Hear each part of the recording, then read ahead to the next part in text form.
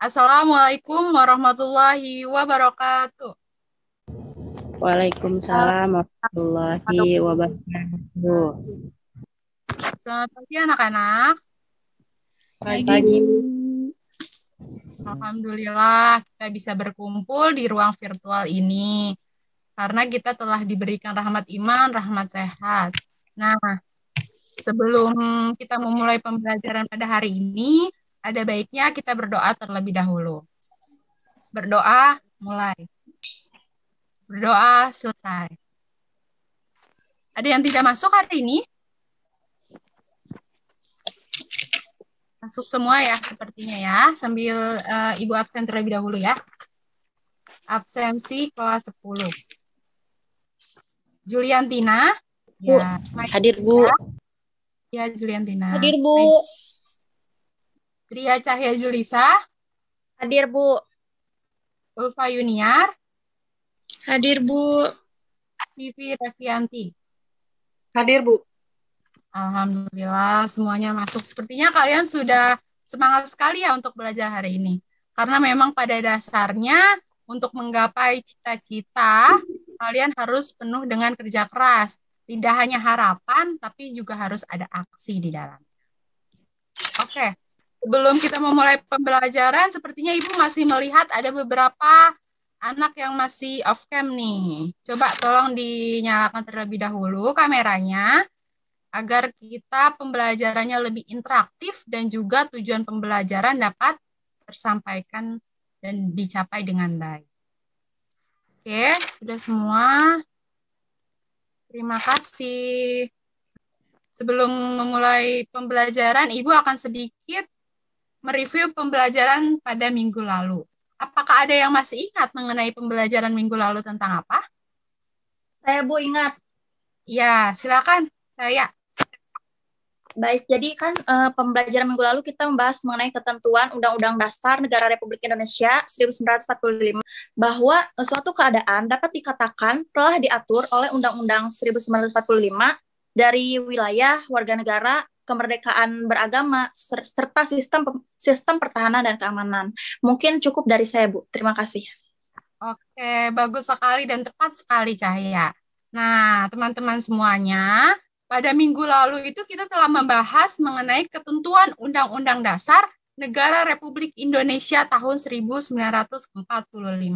Seperti yang sudah dikatakan teman kalian, nah semuanya itu telah diatur dalam Undang-Undang 1945. Dari seperti pasal 25A itu membahas mengenai wilayah negara Republik Indonesia. Pasal 26 membahas tentang warga negara. Pasal 28E membahas mengenai kemerdekaan beragama dan pasal 30 membahas mengenai sistem pertahanan dan keamanan negara.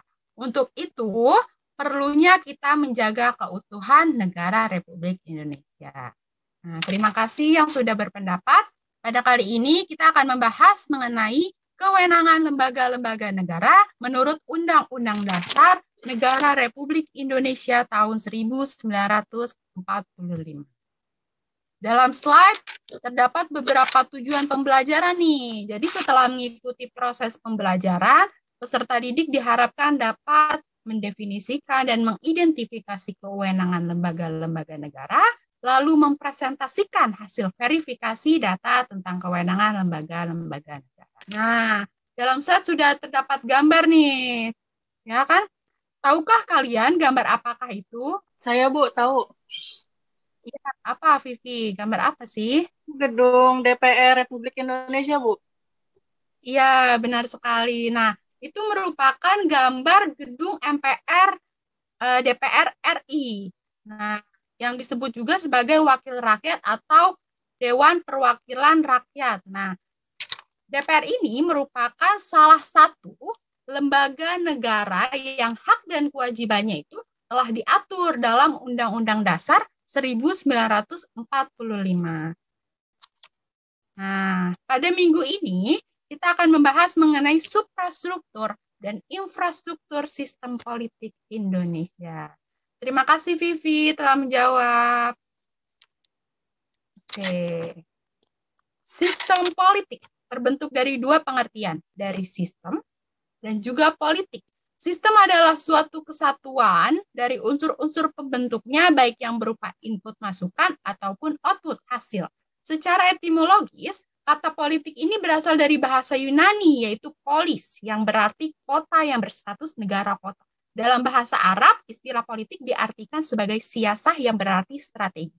Nah, tadi Ibu sudah menjelaskan nih, terdapat unsur-unsur pembentuknya. Dalam unsur-unsur pembentuknya itu terdapat kaitan yang fungsional. Jadi, satu dengan yang lainnya saling berkaitan satu sama lain.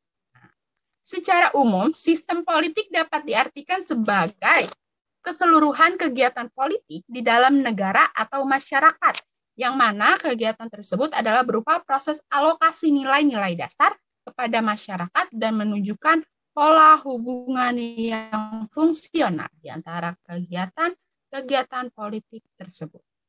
Sistem politik ini memiliki fungsi tertentu nih. Nah, jadi di dalamnya itu adalah merujuk kepada pembuatan sebuah keputusan atau kebijakan politik. Jadi, dalam hal ini fokusnya adalah kepada kepentingan masyarakat. Segala dukungan ataupun tuntutan yang merupakan aspirasi masyarakat masuk ke dalam kebijakan politik. Jadi, alokasi nilainya adalah berupa materi ataupun non-materi. Dalam slide sudah terlihat ya, ada 4 ciri khas nih dari sistem politik yang membedakan dengan sistem sosial yang lain. Yang pertama, daya jangkaunya universal. Apa sih Bu arti daya jangkaunya universal itu? Daya jangkaunya universal adalah seluruh masyarakat masuk ke dalamnya tanpa terkecuali. Yang kedua, adanya kontrol yang bersifat mutlak. Artinya mengikat dan juga memaksa serta tetap di dalamnya. Yang ketiga, hak membuat keputusan-keputusan yang mengikat karena dalam hal tersebut masyarakat secara sah telah menerimanya. Nah, lalu yang keempat, keputusannya bersifat otoritas karena memiliki kekuatan, legalitas dan juga kerelaan yang sah. Slide selanjutnya ada struktur politik negara Indonesia pun terdiri dari 2 kekuatan. Nah, sebelumnya Ibu sudah membahas mengenai sistem politik ya anak-anak.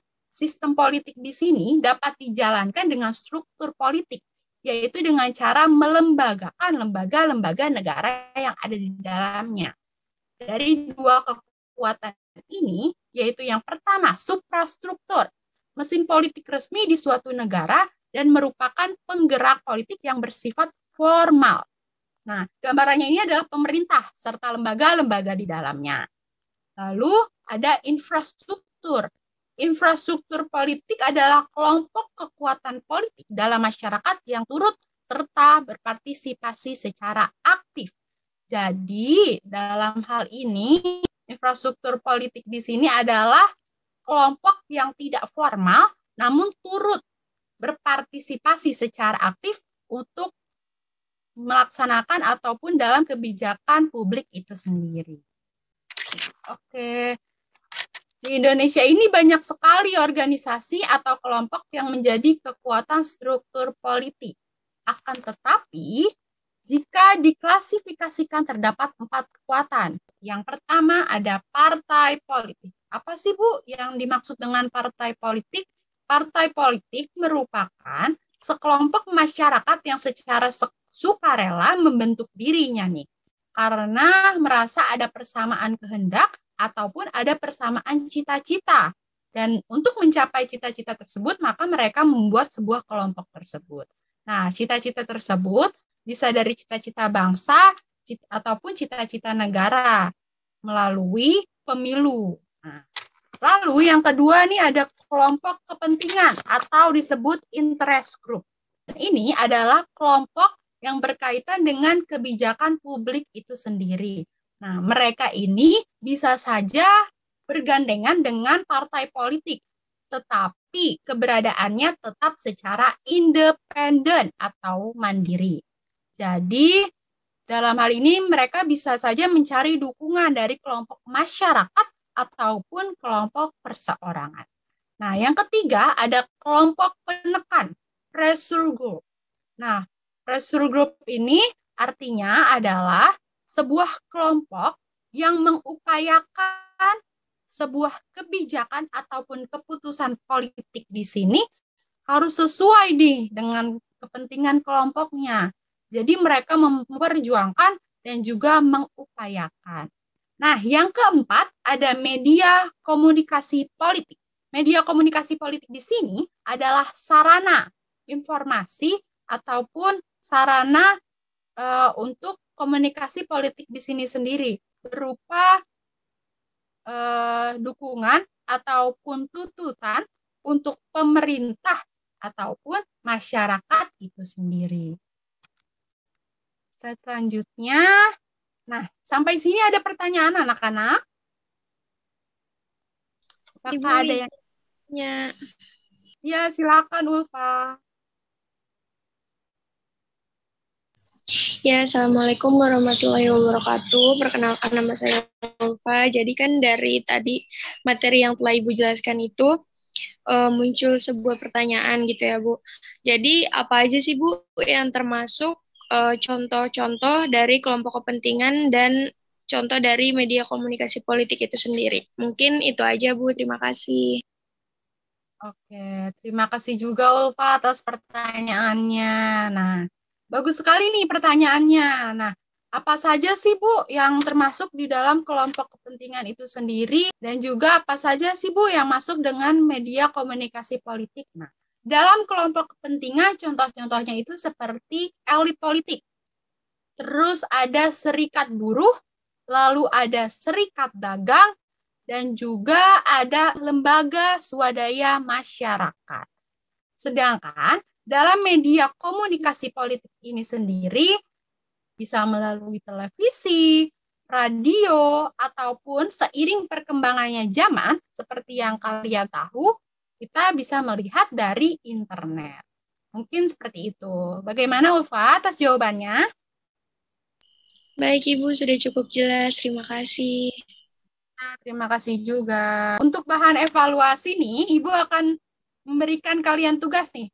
Jadi yang Ibu tugaskan adalah buatlah kelompok yang terdiri dari 4 orang, lalu diskusikan mengenai peranan dan di organisasi infrastruktur tersebut, serta tantangan dan penunjang dalam pengimplementasiannya.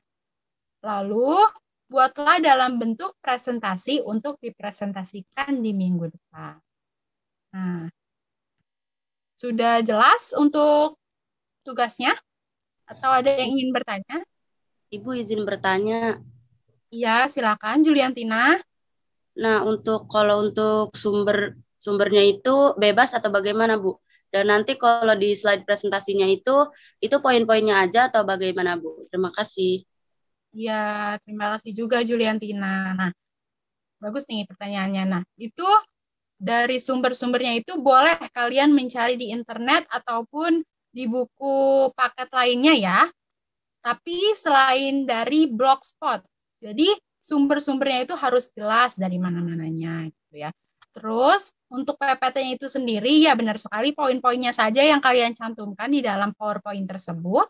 Lalu nanti saat presentasi kalian baru menjelaskan apa sih peranannya, apa sih penunjangnya, apa sih tantangannya gitu. Sudah cukup jelas Juliantina dan teman-teman yang lain? Jelas, Bu. Terima kasih, Bu. Ya, terima kasih.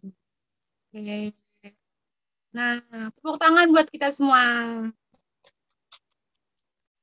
Alhamdulillah, pembelajaran pada hari ini sudah selesai.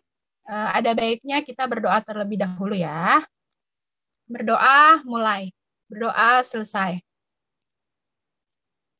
Nah, karena sudah selesai, mari kita lafalkan Alhamdulillah. Alhamdulillahirrahmanirrahim. Mungkin pembelajaran untuk hari ini sudah selesai. Jangan lupa dikerjakan tugasnya dan selalu semangat belajar dan terus belajar. Terima kasih anak-anak Ibu semuanya. Ibu pamit. Wassalamualaikum warahmatullahi wabarakatuh. Waalaikumsalam warahmatullahi wabarakatuh. Terima kasih, Bu.